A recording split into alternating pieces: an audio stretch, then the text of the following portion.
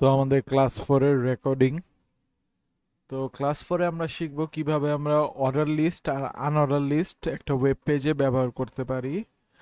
আর তার আগে আমরা ফার্স্টে বুঝি অর্ডার লিস্ট বলতে আমরা কি বুঝি। তো ফার্স্টে ধরেন নোটপ্যাডে আমি নোটপ্যাড সার্চ করি। নোটপ্যাডে ধরেন 1 লিখে কেউ নাম লিখলাম, দেন 2 লিখে কেউ নাম লিখলাম, 3 লিখে কেউ নাম লিখলাম, 4 লিখে কেউ নাম লিখলাম। তো এরকম করে যে নাম্বার ওয়াইজ সিকোয়েন্স ওয়াইজ যে চলতে থাকবে এগুলাকে বলা হয় অর্ডার লিস্ট। আমরা অর্ডার লিস্ট বলতে কি বুঝলাম?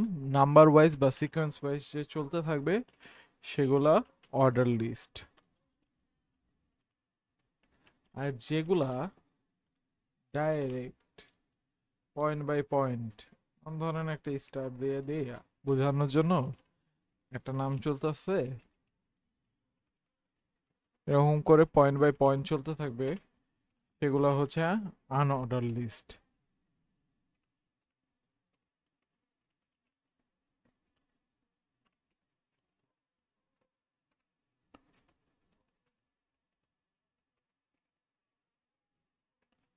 তো আমরা আনঅর্ডার লিস্ট আর অর্ডার লিস্টের ব্যাপারে আমাদের একটু হালকা ধারণা হলো। তো ফার্স্টে আমরা আমাদের একটা ফোল্ডার ক্রিয়েট করি, লিস্ট। তো আসি, এটাকে মিনিমাইজ করি। ফার্স্টে একটা ফোল্ডার ক্রিয়েট করি, ক্লাস 4।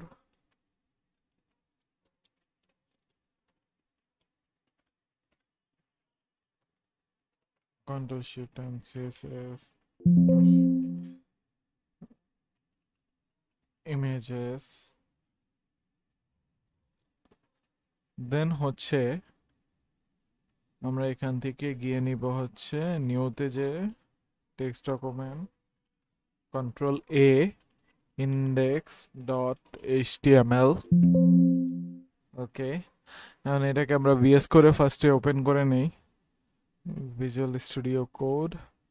ওপেন করার পর আমাদের ফোল্ডারটাকে এক্সপ্লোরারের থেকে ওপেন করি, select folder, visual studio code, exclamation mark, enter. Syntax চলে আসছে, এখানে আমরা লিখে দেই ক্লাস 4। দেন আমাদের বডি ট্যাগের ভিতরে আসি। ফার্স্টে আমরা যেহেতু অর্ডার লিস্ট দেখতেছি, অর্ডার লিস্ট স্টার্ট একটু কমেন্ট করে নেই, কন্ট্রোল পি দিয়ে ডাউন করে নিলাম।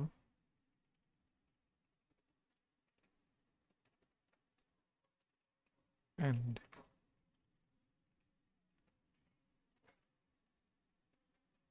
ধরেন এখানে অর্ডার লিস্টকে রিপ্রেজেন্ট করে আমাদের ওএল। এই যে এই এমএরটা আমরা লিখতেছি, এটা অর্ডার লিস্টকে রিপ্রেজেন্ট করে। দেন ওএল এর ভিতরে আমাদের অবশ্যই লিস্ট, লিস্টের জন্য আমরা কি দিব? LI tag. এলআই ট্যাগ, এই এলআই ট্যাগের ভিতরেই আমাদের যে জিনিসগুলোর আমরা নাম লিখতাম সেগুলো লিখবো। তো এখন কপি করে নেই,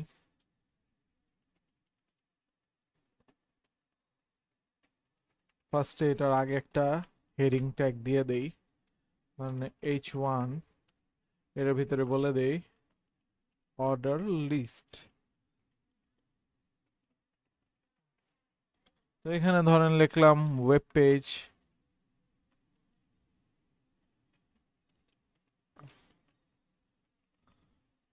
এটা লিখলাম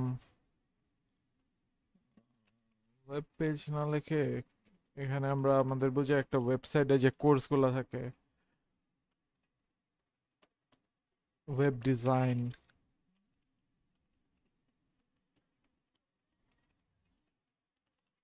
web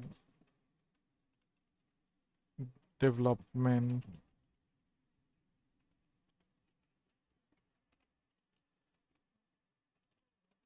graphics, video editing,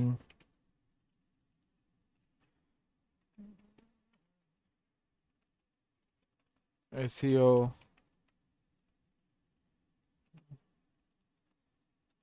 digital marketing, তো এরকম করে আমরা লিখে নিলাম। তো এখন যদি আমরা আমাদের সার্ভারে যাই, সার্ভারে গিয়ে লোড করে দেখি ফায়ারবক্স চলে আসছে। তো দেখেন এখানে কত সুন্দর করে আমাদের অর্ডার লিস্ট চলে আসছে না? ছোট করে দেই 100%। এখানে সাইডে অর্ডার লিস্ট চলে আসছে। তো এগুলা দেখেন আমরা কিন্তু লেখার টাইমে কোনো নাম্বার দেইনি, আমরা জাস্ট লিস্টগুলা নিছি, কিন্তু চলে আসছে, সরি চলে আসছে। ঠিক সেম যদি আমরা আনঅর্ডার লিস্টে যে করি, ফার্স্টে হচ্ছে এ দিয়ে দিলাম, কমেন্ট করে নিলাম আনঅর্ডার লিস্ট এসটিআরটি,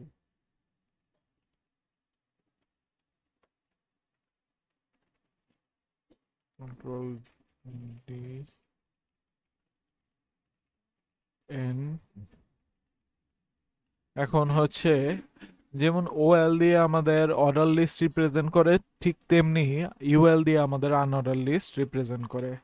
আনঅর্ডার লিস্ট দিলাম, তার আগে একটা হেডিংয়ে বলে রাখি যেটা আমাদের unordered list H1 unordered list, perfect.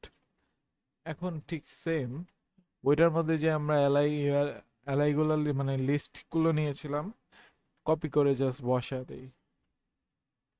এখন যদি আমরা আমাদের ওয়েবসাইটে যেয়ে দেখি, দেখেন চলে আসছে না?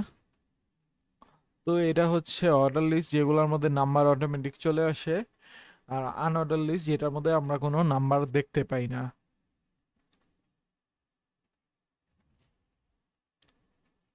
তো আনঅর্ডার লিস্ট আর অর্ডার লিস্টের আমরা কখন ব্যবহার করতে পারি? ধরেন একটা ওয়েবসাইটে যাই, আহ,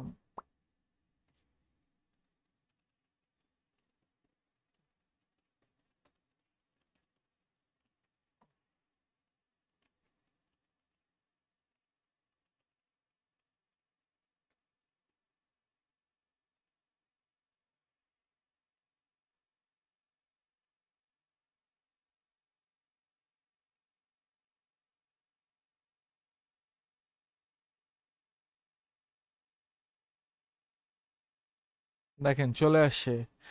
এখন আনঅর্ডার লিস্টের ব্যবহারটা আমরা কোথায় দেখতে পারি? দেখেন এদিকে হোম আছে, অ্যাবাউট আছে, সার্ভিসেস আছে, পোর্টফোলিও আছে, কন্ট্রাক্ট আছে। তো এগুলোর আগে পিছে কিন্তু কোথাও নাম্বার নাই। তো এইগুলা করা হয়েছে আমাদের আনঅর্ডার লিস্ট দিয়ে। আর যদি আমরা এদিকে আরেকটা ইসের মধ্যে ধরেন, এখন আমাদের গুগল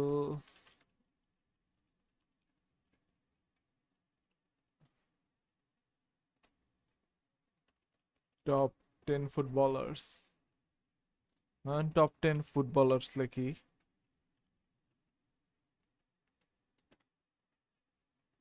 এখন যে এই যে টপ 10 ফুটবলার্স অফ অল টাইমের লিস্টে আমরা যাতে গেলাম,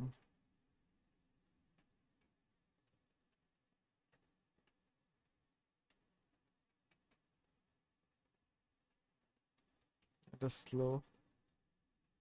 দেখেন টপ 10 ফুটবলারের লিস্টে আসি, এদিকে দেখেন আমাদের লেখাগুলা অর্ডার হিসাবে দিয়ে দিছে। তো এগুলো আমরা অর্ডার লিস্টের কাজ হিসাবে বলতে পারি, যদিও এটা অর্ডার লিস্টের এদিকে পড়ে নাই, তারা লেখে আর কি ট্যাগ ইউজ করছে। আরো ভালো হইতো যে সিকোয়েন্স ওয়াইজ যদি দেখাইতে পারতাম।